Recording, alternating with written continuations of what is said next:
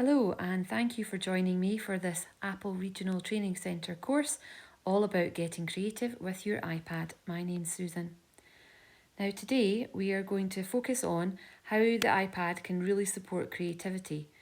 Now, the first thing we're going to do is have a look at this slide, and this shows you the creative process with iPad. So you can see there it's a cyclical process, starting with brainstorming. How can you use the iPad to come up with ideas and to collect and organise those ideas? Moving on to gathering inspirational resources. So once the ideas are there, how can we augment those with some multimedia resources? And then thirdly, telling compelling stories. So how can we pull together all of those ideas and resources and different parts of media and produce something really special in order to help our pupils to get across their message, whatever that might be.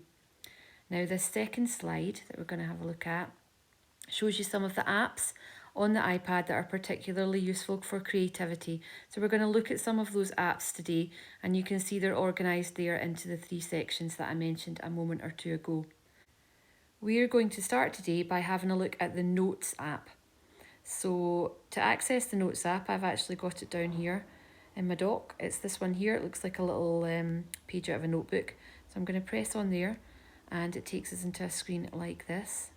Now from here, to open a new note, we're going to go up to the top. So it's just here, the little picture of the blank piece of page with the pencil. So if I press onto that one, it opens up a new note page for you.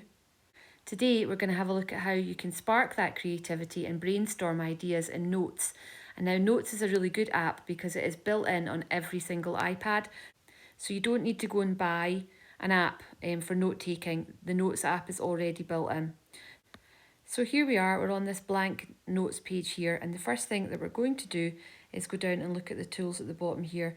Now this one in the bottom right hand corner of a tip of a pen, if we press on that one, that'll open up the sketch toolbar, which is this one here. Now if I press on that again, you can see that it opens up and it gives us some options of things that you can do in this notes page. Now, as always on the iPad, the three dots, the little ellipsis, always means there's more. There's more in the menu, more functionality, more options that you can take.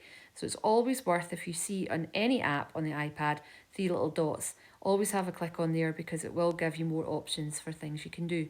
So I'm going to press on that and you can see it's given us the option to auto minimise that little sketch tools bar.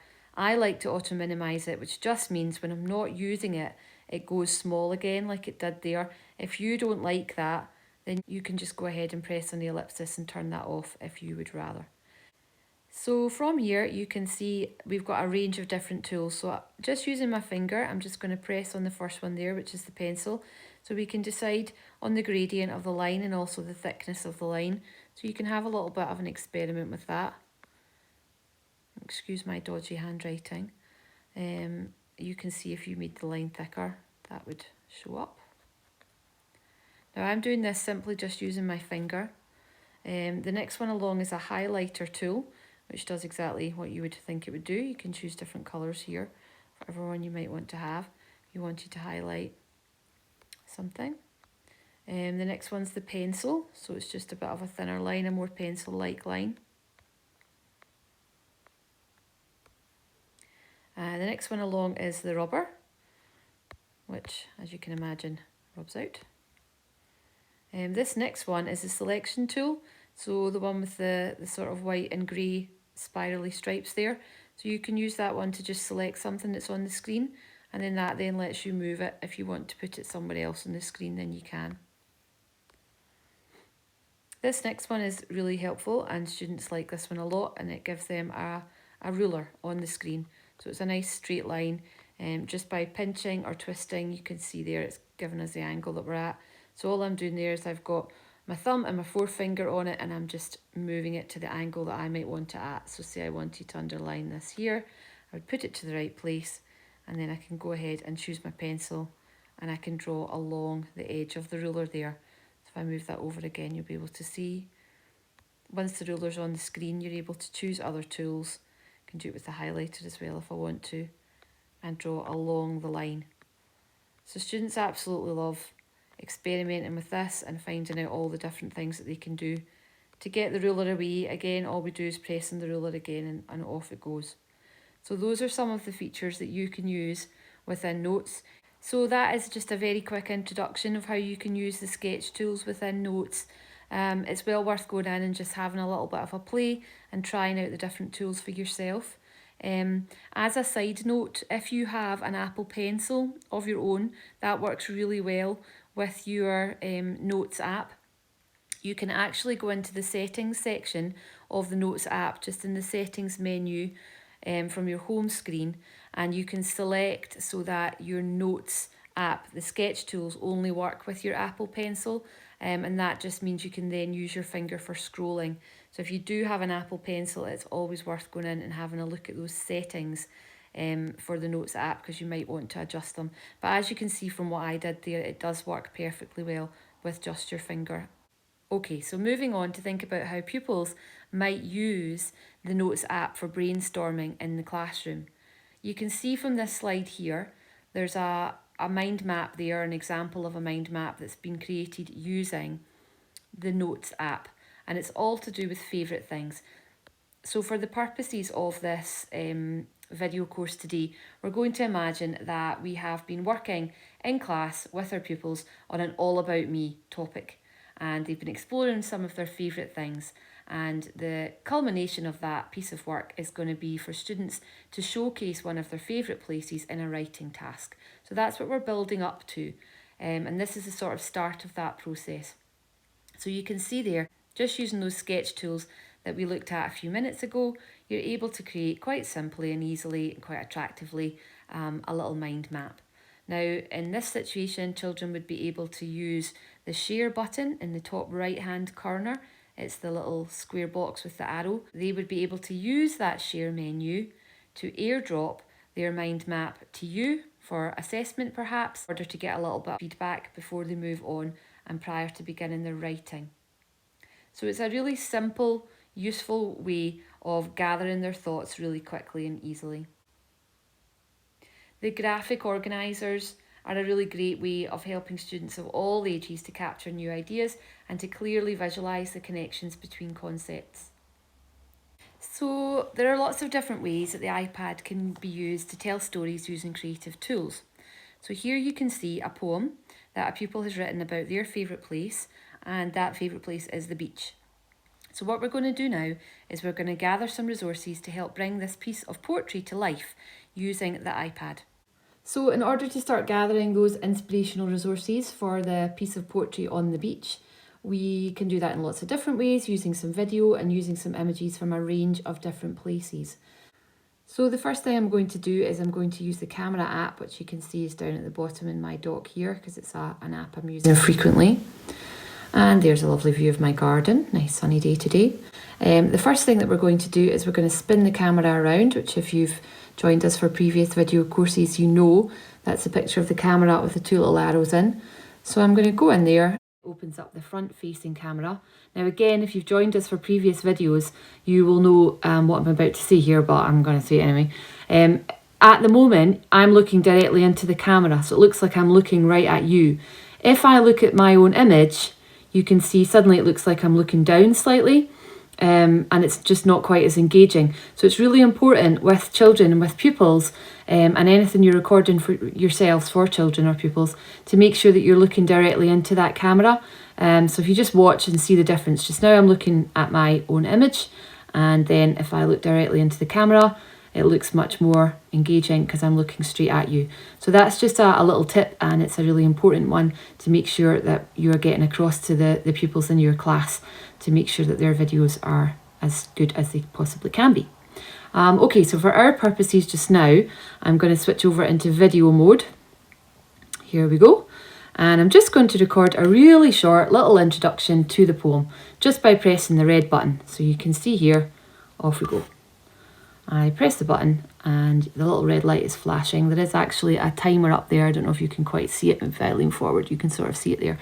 And I'm just going to say, hello, my name's Susan, and this is my poem called Beach Sounds. Press the red button again to stop, and that video has now been stored over into the camera roll. So if I tap on the little picture just under the red button there, and take the little red light is flashing. There is actually a timer up there. I don't know if you can quite see it, but if I lean forward, you can sort of see it there. And I'm just going to say, hello, my name's Susan, and this is my poem called Beach Sounds. Okay, so there you go, there's the little video clip, and we'll be able to use that as part of our finished story all about our favourite place, the beach. Okay, so the next thing that we're going to have a look at is using the Maps app. Now the Maps app again comes on the iPad, it's already there, it's built in, and it's brilliant because pupils can take virtual trips and explore their favourite places anywhere in the world, and that really brings a global context to the learning experiences in any subject. So we're going to go in and have a look at the Maps app now. You can see on my iPad it's up here in its own little folder called Maps, so I'm just going to expand that folder and press on this one here, Maps. And up it comes. Now the first thing that it will do if you have enabled location services is it will know where you are right now. So you can see this knows where I am. And up in the top left hand side there, we're able to type in a place. So for our example, we're looking to create some multimedia resources that go along with that beach sounds poem. So I would ask the children in the class to look up their favourite beach. So my very favourite beach in the whole world is Bamborough Beach down in Northumberland. So you can see I already had that in my search bar there and I was able to just click on it. So from here you can see it's given me a whole load of information about Bamborough Beach. I'm just going to press the cross to get that to go away for just now because it's not relevant. The other thing that I can do just to tidy up the screen a little bit is on this top left hand corner here, there's a little grey sort of slider bar. If I put my finger on that, I can just pull it up and it just minimises that a little bit for me so I can see the screen. Okay, so from here, you can see I've got a kind of traditional map view of Bamborough Beach. What I'm going to do is go up to the little eye, the little information icon there, and it gives me a few other options. So what I'm going to do is select satellite and then close those map settings away. And then what that has done is it has changed the view we've got of the screen there into a satellite image of Bamborough Beach. So from what I'm looking at here, I can use my fingers and I can scroll, I can zoom out and make the picture bigger. I can zoom in a little if I want a little bit more detail. So for the purposes of our beach sounds poem, what we're going to do is create some screenshots of these satellite images. So to do that on your iPad, what you need to do is put one finger up at the top onto the power button and the other finger down at the bottom onto the circular home screen button. And you're going to press them both simultaneously, press them at the same time. So let's have a look and see what happens when I just press them quickly at exactly the same time. So hopefully you heard that little snapshot picture happening there, and you can see down in the bottom left hand corner it created the screenshot. Now it just appears there for a few seconds and then it vanishes, but don't worry, it's saved into your camera roll. So we can move the screen along a little and get a nice bit of this beach here. Oh, this is really making me want to go back to Bamborough. So I'm going to do the same thing again. I've got one finger on the power button, one finger at the bottom down on that home screen button, and I'm going to press them at the same time. And there we go, there's our little picture. Now we can press on it before it vanishes and it gives us a few options. So this is the screenshot menu, if you like, the options. Up at the top there, you can see you've got the word screen or you've got full page. You can toggle between the two. So at the moment it's captured what is on the screen. If I go on to full page, it takes just the image. So if I go back again for you to see, when we're on screen, it's got the time, the date, all of the other information that's on the screen. If I'm on full page, none of that information is there. So probably for our purposes, for the beach sounds poem, full page would be better. I could crop the picture if I wanted. So if I press on that one, it gives me the option I can pull in on the sides. I could cut out parts of the image if I wanted to. I've also got the option of some markup tools. They will look really familiar because they're just exactly the same as they were in the Notes app. So if I wanted to draw directly onto that screenshot, I could do that. If there was parts that we wanted to annotate or to circle or anything like that, then we could do that before we saved it. Just going to take that out again there, so we don't need it for just now.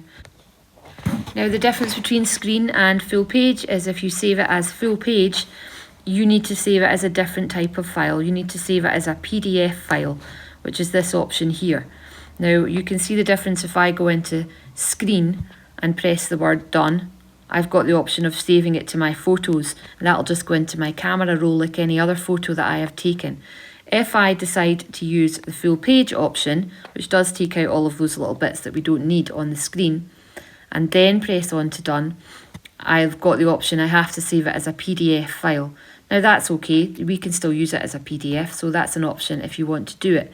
I'll save it so that, and we'll look at both options so you can see the difference. So I'm going to save it as a PDF to files. So that's going to open my Files app, and it's going to give me a choice of where I want to save it. So I can rename it, so we'll call it Bambara, and then go up here to done, and then I'm just going to save it onto my iPad. So we'll come back to that a little later.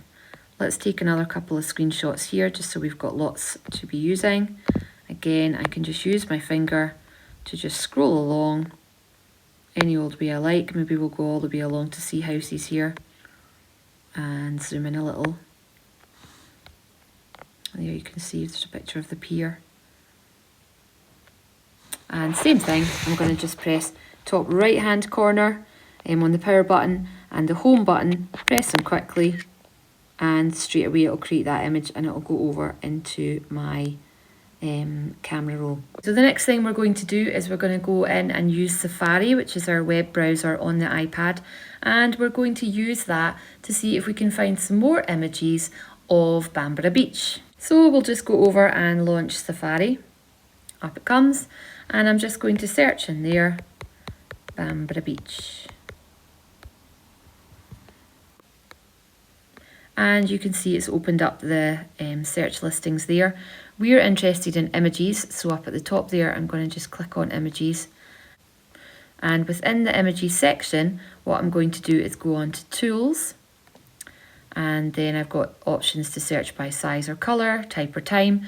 The one I'm interested in is usage rights, and I'm going to change that from not filtered to labelled for reuse. So that means that it's images that are copyright free, that I'm able to download and use. That's a really important feature, and one that I would really encourage you to make sure you're talking to your pupils about, because that fits in with being a good digital citizen and making sure that you have got consent to use images. That's a really important sort of dripping tap type message, that anytime you are searching images on the internet with pupils, you're raising that question for them about who owns the image, who does it belong to, have we got the permission to use and share it. So please make sure that you make use of that labelled for reuse feature. You can see we've got some lovely pictures here. Oh, there's a nice one of the castle. So I'm going to press on that, and then from here, if I press and hold on the image, it gives me some options. The one I'm interested in is add to photos. So let's do that again. We come out and have another search. Oh, there's a lovely one at night. So again, I'm just going to press on the image, and once it comes up in that larger image there, if I press and hold, I get this other choice of in the menu there, and I can go to add to photos. Now these images are appearing in your camera roll. So if we come out and then go into photos, which is up third from the right there, and I click in, you can see those images are appearing there down at the bottom. So we'll just go in and have a search and get a few others. So I'm going back into Safari. I'm going to close up that menu there. I could look at images of Bambara Beach all day long. We'll just get another couple. There's a nice one there. So again, I'll press, then press and hold, add it to photos. Now if we go over into the camera roll, so we'll go onto that image down at the bottom there, the sort of spectrum, and it opens up the camera roll. Now what the camera roll app does is it saves your photos and videos in the order that they were taken.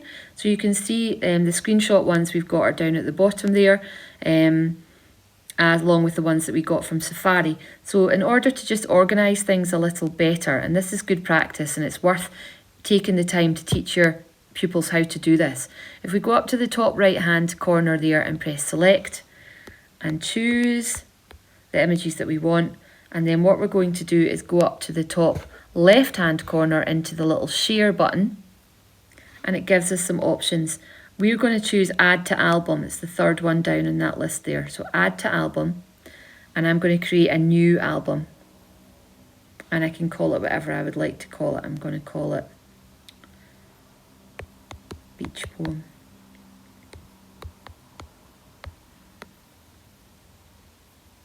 And you can see there, if we then go into albums, I've got that beach poem album, and it's got the images saved in there. Now they are still in the camera roll. They haven't vanished. They're still there in that huge list of all of my photos and images.